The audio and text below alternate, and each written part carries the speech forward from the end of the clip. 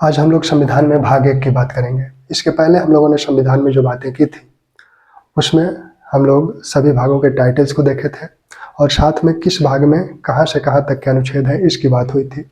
अब हम लोग भागों को डिटेल करेंगे। तो भाग 1 का टाइटल आपको याद होगा।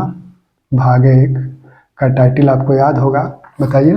संघ और उसका राज्य क्षेत्र, the union and it's territory. संघ और उसका राज्य क्षेत्र, उसका राज्य क्षेत्र, संघ और उसका राज्य क्षेत्र भाग 1 का टाइटल है। इसमें 4 अनुच्छेद हैं। आर्टिकल 1 क्या है? आर्टिकल 1 का जो टाइटल है वो है संघ का नाम और उसका राज्य क्षेत्र। संघ का नाम और राज्य क्षेत्र। आर्टिकल 1 अनुच्छेद 1 का टाइटल है संघ का नाम और राज्य क्षेत्र और राज्य क्षेत्र। तो संघ का नाम क्या हो? नाम को लेकर संविधान सभा में बहुत विवाद नहीं हुआ। कुछ लोगों का मानना था कि जो आधुनिक नाम इंडिया है यही रहने दिया जाए। कुछ लोगों का मानना था कि जो परंपरागत नाम भारत है उसको रखा जाए, तो दोनों को रख लिया गया। इंडिया दैट इज भारत, अनुच्छेद 1 का पहला पार्ट जो कहता है, अनुच्छेद 1 का जो पहला पार्ट है वो कहता है इंडिया दैट इज भारत, यानी इंडिया जो कि भारत है। India that is Bharat shall be A union of state. अनुच्छेद 1 का पहला पार्ट जो कहता है, अनुच्छेद 1 का पहला जो पार्ट है वो है इंडिया दैट इज भारत, यानी भारत जो इंडिया जो भारत है। Shall be A union of state, जो क्या है? Shall be A union of states, राज्यों का संघ है, राज्यों का संघ है। यह बात अनुच्छेद 1 का पार्ट 1 कहता है। पार्ट 2 क्या कहता है? अनुच्छेद 1 का पार्ट 2 क्या कहता है कि राज्य जो है, राज्य और उसके राज्य क्षेत्र क्या होंगे? राज्य जो है, स्टेट्स जो है, राज्य और उसके राज्य क्षेत्र, उसके राज्य क्षेत्र क्या होंगे? तो ये वही होंगे जिसका उल्लेख, जिसको विनिर्दिष्ट किया गया है पहली अनुसूची में। राज्य और उनके राज्य क्षेत्र का उल्लेख पहली अनुसूची में जो किया गया है, पहली अनुसूची में जो राज्य का नाम दिया गया है, उसका राज्य क्षेत्र जो बताया गया है वही उस राज्य का नाम होगा और वही उस राज्य का राज्य क्षेत्र होगा। ठीक। फिर आर्टिकल 1 में तीसरा पार्ट क्या कहता है कि भारत का राज्य क्षेत्र, भारत का राज्य क्षेत्र में क्या क्या शामिल होगा? भारत के राज्य क्षेत्र में, भारत के राज्य क्षेत्र में क्या क्या शामिल होगा? तो भारत के राज्य क्षेत्र में राज्य है, स्टेट्स पहला तो राज्य है, राज्य और उनके राज्य क्षेत्र हैं। दूसरा संघ शासित प्रदेश है, संघ शासित प्रदेश है। ठीक। और तीसरा जो भूभाग भारत अर्जित करेगा भविष्य में, जो भूभाग ऐसे अन्य राज्य क्षेत्र जो अर्जित किए जाएंगे, जो अर्जित किए जाएंगे, अर्जित किए जाएंगे। तो ये तीनों मिलकर भारत का राज्य क्षेत्र होगा। संघ का राज्य क्षेत्र और भारत का राज्य क्षेत्र, ये 2 शब्दावलियां हैं। संघ का राज्य क्षेत्र, तो संघ में सिर्फ राज्य है, राज्यों से मिलकर यह संघ बना है, तो संघ में सिर्फ राज्य और उसके राज्य क्षेत्र शामिल होंगे। लेकिन भारत के राज्य क्षेत्र में राज्य तो है ही, साथ में संघ शासित प्रदेश है और साथ में जो भाग अर्जित किए जाएंगे भविष्य में वो भी सब क्या होंगे? भारत के राज्य क्षेत्र होंगे। तो भारत का राज्य क्षेत्र जो शब्दावली है यह संघ के राज्य क्षेत्र से, संघ के राज्य क्षेत्र से बड़ी है, से बड़ी है, ये बड़ी है इससे। तो भारत के राज्य क्षेत्र जो शब्दावली है वो व्यापक है, उसमें राज्य जो स्टेट्स हैं और जो प्रांत हैं और जो प्रांतों के राज्य क्षेत्र हैं वो है संघ शासित क्षेत्रों के क्षेत्र हैं, और जो अर्जित किए जाएंगे भूभाग वो सब मिलकर भारत का राज्य क्षेत्र कहलाएंगे। तो हमें लगता है कि अनुच्छेद 1 स्पष्ट हो गया होगा। कोई भी कंफ्यूजन हो कमेंट में आप पूछ सकते हैं। तो अनुच्छेद 1 में इतनी बातें कही गई हैं। अनुच्छेद 2 क्या कहता है? अनुच्छेद 2 कहता है कि नए राज्यों का प्रवेश और स्थापना। आर्टिकल 2 नए राज्यों नए राज्यों का प्रवेश और या स्थापना। नए राज्यों का प्रवेश या स्थापना संसद विधि बनाकर जो भी शर्तें हैं, जो भी उसको शर्तें ठीक लगती हैं, उन शर्तों के आधार पर किसी भी संघ में किसी भी नए राज्य को प्रवेश दे सकती है, उसको स्थापित कर सकती है। एडमिशन एंड एस्टेब्लिशमेंट दोनों की बात की गई है। प्रवेश भी दे सकती है और स्थापना भी कर सकती है। कौन? संसद। किससे? संसद विधि बनाकर ऐसा करेगी। किस शर्तें? जो भी शर्तें ठीक समझ में आती है संसद को, उस तरह की शर्तों के साथ नए राज्यों को संघ में प्रवेश देंगी या नए राज्यों की स्थापना करेंगी। अनुच्छेद 2। अब यही अनुच्छेद 3 भी देख लिया जाए, तब अनुच्छेद 2 और 3 में जो अंतर है वो स्पष्ट हो जाएगा। अनुच्छेद 3 कहता है कि नए राज्यों का निर्माण और वर्तमान राज्यों की सीमाओं में परिवर्तन। नए राज्यों का निर्माण, वर्तमान राज्यों की सीमाओं में परिवर्तन, यानी उसके राज्य क्षेत्र में परिवर्तन, सीमाओं में परिवर्तन और नाम में परिवर्तन की शक्ति संसद के पास है। अनुच्छेद 3 क्या कहता है कि नए राज्यों के निर्माण, अनुच्छेद 2 और अनुच्छेद 3 हम लोग उसका जो डिफरेंस है, अंतर है, उसको अभी देखेंगे। पहले 3 देख लिया जाए, तब वो बात क्लियर होगी। नए राज्यों का निर्माण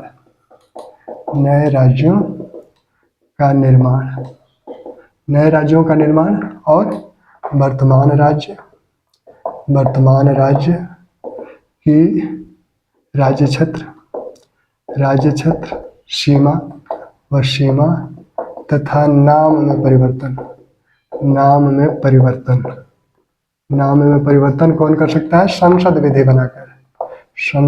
बनाकर कर सकती है, लेकिन इसके लिए कोई शर्त है। संसद क्या करेगी? नए राज्य का निर्माण कर सकती है, वर्तमान जो राज्य है उसका राज्य क्षेत्र कम कर सकती है, घटा सकती है, बढ़ा सकती है। उसके जब घटाएगी बढ़ाएगी तो सीमा में परिवर्तन होगा ही होगा। उसका नाम भी परिवर्तित कर सकती है। ठीक, तो ये सारा काम संसद करेगी विधि बना के। अब इसके साथ कुछ शर्तें हैं, उन शर्तों को हम लोग देखें। पहले तो क्या क्या कर सकती है, तो मान लीजिए जैसे 2 स्टेट्स हैं, मान लीजिए स्टेट ए है, स्टेट बी है, स्टेट सी है। ठीक, अब मान लीजिए इस स्टेट और इस स्टेट के कुछ भाग को लेकर एक नया स्टेट बना दिया गया, तो नए राज्य का निर्माण हो गया। इस स्टेट के कुछ भाग को लेकर, इस स्टेट के कुछ भाग को लेकर एक नया स्टेट बना दिया गया, एक नया राज्य बना दिया गया। ठीक, तो इससे क्या हुआ कि इसकी सीमा में परिवर्तन हो गया, इसके राज्य क्षेत्र या सीमा में परिवर्तन हो गया, एक नया राज्य भी बन गया। ऐसा भी हो सकता है कि यह न करके अगर यह किया जाता है कि इन दोनों राज्यों को मिलाकर एक नया राज्य बना दिया जाए, इन दोनों राज्यों को मिलाकर, बी और सी को मिलाकर एक नया राज्य बना दिया जाए। ठीक, या फिर 2 से अधिक राज्यों के कुछ भागों को लेकर, जैसे मान लीजिए इतने भाग को लेकर एक नया स्टेट बना दिया जाए, तो संसद क्या कर सकती है? 2 राज्यों के कुछ भागों को लेकर एक नया राज्य बना सकती है, या 2 राज्यों को मिलाकर एक नया राज्य बना सकती है, या 2 से अधिक राज्यों के भागों को मिलाकर एक नया राज्य बना सकती है।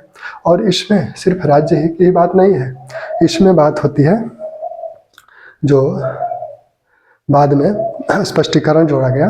तो स्पष्टीकरण में जो 18वें संविधान संशोधन द्वारा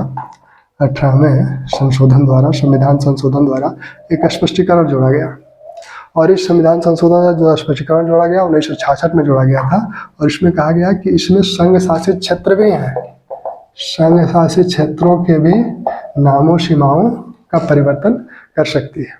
क्योंकि जो अनुच्छेद 3 में जो भी बात हम लोगों ने देखा था, उसमें संघ शासित क्षेत्रों की बात नहीं की गई थी, उसमें सिर्फ राज्य की बात की गई है। तो संसद क्या कर सकती है? किसी राज्य के राज्य क्षेत्र में परिवर्तन कर सकती है, उसे कम कर सकती है, उसे बढ़ा सकती है, उसके नाम में परिवर्तन कर सकती है, सीमाओं में परिवर्तन कर सकती है। तो इतना काम संसद कर सकती है, लेकिन इसके लिए एक शर्त है। शर्त यह है कि कोई भी इस तरह का विधेयक सदन में तब तक स्थापित नहीं किया जाएगा, तब तक नहीं प्रस्तुत किया जाएगा जब तक राष्ट्रपति उसकी अनुमति न दे दे। राष्ट्रपति की अनुमति के पश्चात ही इस प्रकार के कोई भी विधेयक सदन में प्रस्तुत किए जाएंगे। अब राष्ट्रपति क्या करेगा कि राष्ट्रपति जितने भी राज्य उससे प्रभावित हो रहे हैं, मान लीजिए ये 3 राज्यों की कुछ सीमाओं को मिला के एक राज्य बनाया जा रहा है, तो ये तीनों राज्य प्रभावित हो रहे हैं, तो इन तीनों राज्यों के विधानमंडलों से वह उनकी राय जानने का प्रयास करेगा। उन तीनों राज्यों के विधानमंडलों में इस तरह का प्रस्ताव रखा जाएगा। एक समय निर्धारित करेगा राष्ट्रपति कि इतने समय में आप अपने विचार हमें बताइए। अगर उस समय में राज्य अपने विचार बता देते हैं, नहीं बताते हैं, अगर मान लीजिए बता भी देते हैं, वो कहते हैं कि नहीं बनना चाहिए, फिर भी राष्ट्रपति अगर कहता है कि बनेगा, तो वह संसद में उस संबंधी विधेयक रखने की अनुमति दे देगा। राज्यों से पूछा जाएगा, लेकिन राज्यों की सलाह मानने के लिए या विचार मानने के लिए राष्ट्रपति बाध्य नहीं है। तो राष्ट्रपति इस विधेयक को सदन में रखने की अनुमति दे देगा। दोनों सदनों द्वारा सामान्य बहुमत से ये विधेयक पारित हो जाएंगे और नया राज्य बन जाएगा, या राज्य की सीमाओं में परिवर्तन हो जाएगा, उनके राज्य क्षेत्र में परिवर्तन हो जाएगा, उसकी सीमा घट जाएगी या उसकी सीमा बढ़ जाएगी। तो ये सारा कार्य हो सकता है। जैसे ढेर सारे, जैसे 2000 में 3 राज्यों से 3 और राज्य बने थे, जैसे उत्तर प्रदेश से उत्तराखंड बना, मध्य प्रदेश से छत्तीसगढ़ बना, बिहार से झारखंड बना। ठीक, तो ये सारे कार्य अनुच्छेद 3 के माध्यम से होंगे। अनुच्छेद 2 क्या करेगा?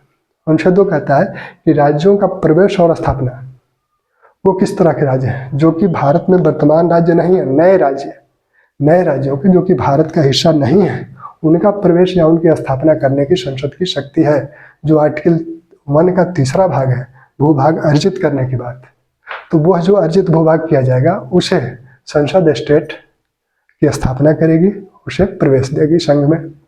ठीक, अब संघ शासित क्षेत्र जो प्रभावित होंगे, तो संघ शासित क्षेत्रों के विधानमंडलों की आवश्यकता नहीं है उनकी राय लेने की, उसके लिए राष्ट्रपति ही पर्याप्त है। ठीक, तो अनुच्छेद 3 और अनुच्छेद 2 क्लियर हो गया होगा। अब एक समस्या उत्पन्न हुई अनुच्छेद 3 को लेकर। एक बेरूबाड़ी मामला 1960 में बेरूबाड़ी बनाम भारत संघ का मामला आया। दरअसल बेरूबाड़ी पश्चिम बंगाल में जलपाईगुड़ी के दक्षिणी, जलपाईगुड़ी जो जिला है उसका दक्षिणी भाग था। यह पश्चिम बंगाल में था और रेडक्लिफ ने जो बंटवारा किया था, सीमा का जो निर्धारण किया था, उसमें यह ध्यान रखा गया था कि अगर जहां मुस्लिम बहुल इलाके हैं वो पाकिस्तान में चले जाएं, जो हिंदू बहुल इलाके हैं वो भारत में चले आए। उस बंटवारे में इस बेरूबाड़ी का नाम का उल्लेख नहीं था, लेकिन भारत को ये दे दिया गया। यह मामला पाकिस्तान ने 1952 में उठाया कि यहाँ मुस्लिम बहुल आबादी है, यह हमें मिलना चाहिए। अंततः 1958 में एक समझौता हुआ। पंडित नेहरू उस समय भारतीय प्रधानमंत्री थे और पाकिस्तान के प्रधानमंत्री फिरोज खान नून थे। तो नेहरू नून समझौता इसे कहा जाता है, नेहरू नून समझौता। उसमें कहा गया कि बेरूबाड़ी को आधा आधा बांट लिया जाए, आधा हमारे पास रहे, आधा आपके पास रहे।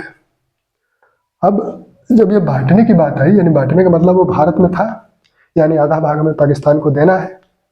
बेरूबाड़ी पहले से भारत में था, उसे आधा हमें पाकिस्तान को देना पड़ेगा। तो यह बात राष्ट्रपति के पास गई। राष्ट्रपति डॉक्टर राजेंद्र प्रसाद थे। उन्होंने कहा कि अनुच्छेद 1 का 3रा जो पार्ट है वो कहता है कि हम भूभाग अर्जित कर सकते हैं, दे नहीं सकते। हमें अर्जित करने की शक्ति है, देने की नहीं है। तो उन्होंने इस मामले को अनुच्छेद 143 के तहत सर्वोच्च न्यायालय को राय लेने के लिए भेज दिया, सर्वोच्च न्यायालय से सलाह के लिए भेज दिया। उन्होंने कहा कि क्या ऐसा अनुच्छेद 3 में विधि बना के किया जा सकता है या इसके लिए संविधान संशोधन की आवश्यकता है। तब इसे 1960 में सर्वोच्च न्यायालय ने कहा कि नहीं, हम भूभाग किसी को दे नहीं सकते अनुच्छेद 3 के तहत। अनुच्छेद 1 हमें अर्जित करने का अधिकार देता है, देने का अधिकार नहीं देता।